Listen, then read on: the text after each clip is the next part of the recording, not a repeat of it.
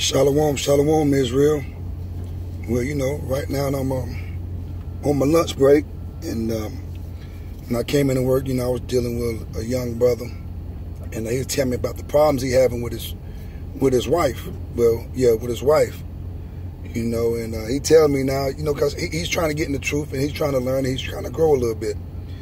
So, I let him know that when you're in this truth, and you dealing with a woman, especially the black woman, man, because they, a lot of our women, the Negro woman is real ignorant, you know what I'm saying? They done been passed around a lot. You ain't get her when she was a virgin, then you got somebody else's troubles. And so, since he been in the truth, he's trying to grow, and so, he's pretty pissed off because he said every time his woman move in the house, she got to have a phone on her. So everywhere she moves, she got her phone on. She used to leave her phone laying around. Now she keep her phone on her every time she move, right? So, trying to, encourage the young man, think about Eve, you know what I'm saying? Eve was a black woman, so-called Negro woman. She calls, she the one saying, she the one went out with, listening to another nigga or another nigga's philosophy. That fruit was somebody else's so-called wisdom. Like the Bible said that every man should bring forth fruit.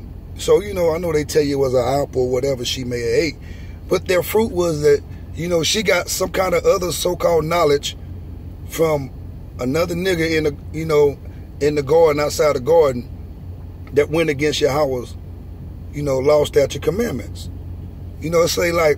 Say for my demon came to me, she came to me talking about a flat earth.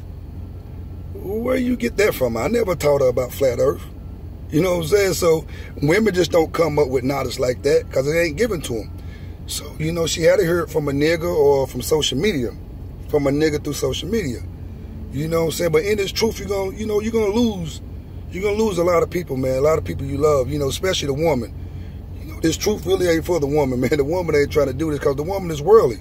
She's emotional, When the more I grew in this truth, I lost my woman, you know what I'm saying? The more I grew, I lost her. So I'm trying to encourage the brother, but, he want to knock her head off.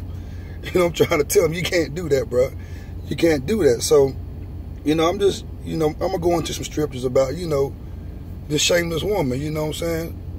I done been through a lot of the situations he's going through, so I was able to relate to him, you know what I'm saying? My woman, every time she moved and did things, she had her phone in her bra, you know what I'm saying, or with her. Not saying it was, something strange, it's just, that's what she did. A lot of women are social media freaks, they love that social media. But like the word say, it's wicked for a woman to communicate with another man regardless. A woman shouldn't have male friends when she has a man. It's just wicked according to the word of the Most High, Yahawah Bahasham Yahawashi. But I'm going to go into Ecclesiasticus.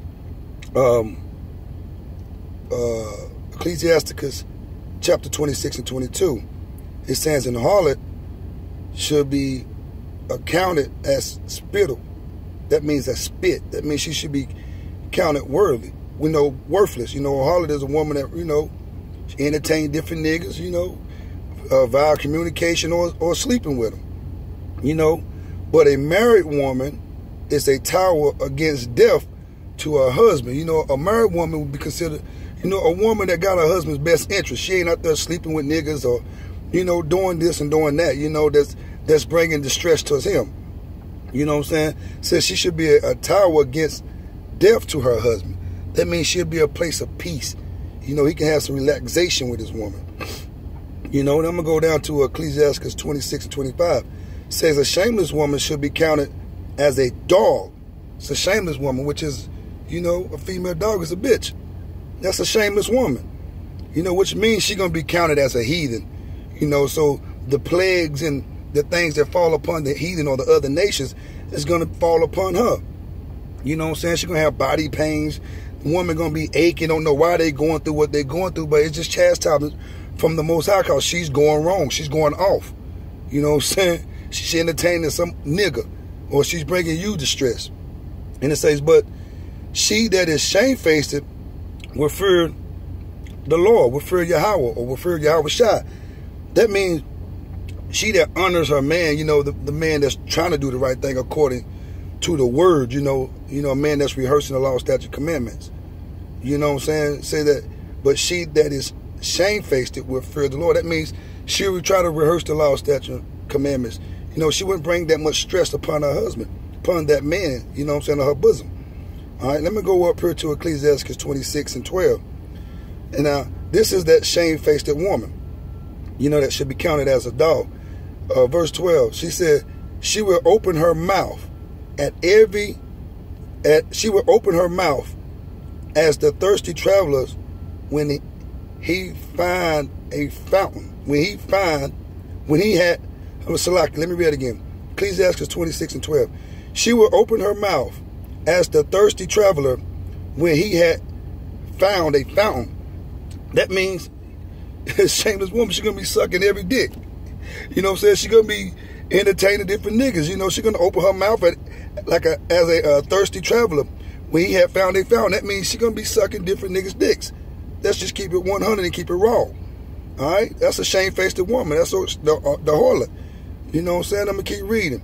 It says, let me read that over. She will open her mouth as a thirsty traveler when he had found a fountain and drank of every water near her. That means she's going to be entertaining different niggas. She's going to be sucking niggas' dicks. That's what they do. All right, let me keep reading. By every hedge will she sit down. That means everywhere there's a nigga, she's entertaining niggas, whereas face-to-face or social media. And listen up, and it says, and open her quiver against every arrow. The arrow represents the penis. The quiver represents her vagina. That means she's going to be fucking. She's going to be jumping here and there, screwing different niggas. That's what a shameless woman do. Or entertaining different niggas. You know what I'm saying? The Bible said that if you thought it, you did it. So if you on, social media entertaining niggas, then you that shamefaced woman. You ain't got to physically lay down with them. You did it mentally. But, be encouraged, fellas, man. Don't worry about these women like that, man. Just stay faithful to the Most High, and He going to fix the situation. Like it says in Isaiah 4:1, says, and in that day 7 women should take hold of one man, saying, we will eat our own bread and wear our own apparel. Only let us be called by thy name to take away our reproach. 7 just means perfection. That it can be 2 women or 1,000 women. Solomon has 700 wives, 300 concubines. So don't worry about these women. If you're dealing with one, deal with it to the best of your ability. Deal to it with wisdom. Don't put your full trust in them. Because later on, the Most High is going to bless you with many women. Don't worry about that. Just bring this truth out. Stay out in the highways and byways and keep bringing this truth out. And I'm going to go to Isaiah 13. You know what I'm saying? Isaiah 13 and 12. Because the Most High, and the reason how that's going to happen, all these women going to come flocking unto the men of Yahawah Bahasham Yahawashi, the prophets, the elect men as well. It says, Isaiah 13, 12 and 1, I will make a man more precious than fine gold. I will make a man more precious than fine gold. Even a man than the golden wedges of Ephraim. That was the best gold in the world. So he said the man's going to be more finer than precious gold. It's going to be more precious than fine gold. So right now, don't get into these women, man. Stay faithful. Keep your eyes on the prize. Continue to run this race. You know what I'm saying? So the race is not given to the swift, but to those who endure to the end. Just keep enduring, Put these women aside. Because I'm telling you, don't put your focus on these women because they'll have you doing crazy things. You know what I'm saying? They have your mind way out there. You be stressed out, can't sleep. You can't eat. You know what I'm saying? Because, a woman has that effect over a man. She just does, because that's the man's glory. The woman is supposed to be the man's glory. And the man is Yahawah's glory. And Yahawah is the Father Yahawah's glory. You know what I'm saying? So when a woman goes against you, that's how Yahawah feels when you go against him. Or Yahawah feels when you go against him. You know what I'm saying? The woman committing adultery against you, it's like you going off and not doing the will of the Most High, serving other gods. You committing adultery against him. So now you feeling the pain that Yahawah's feeling when we go off. I'm going to wrap this up because I'm on my break and I want to get back in there. I just encourage you brothers, to stay faithful to the word. Let this word, this wisdom be your woman.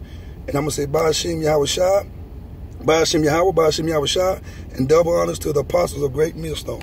Salaki, Shalom.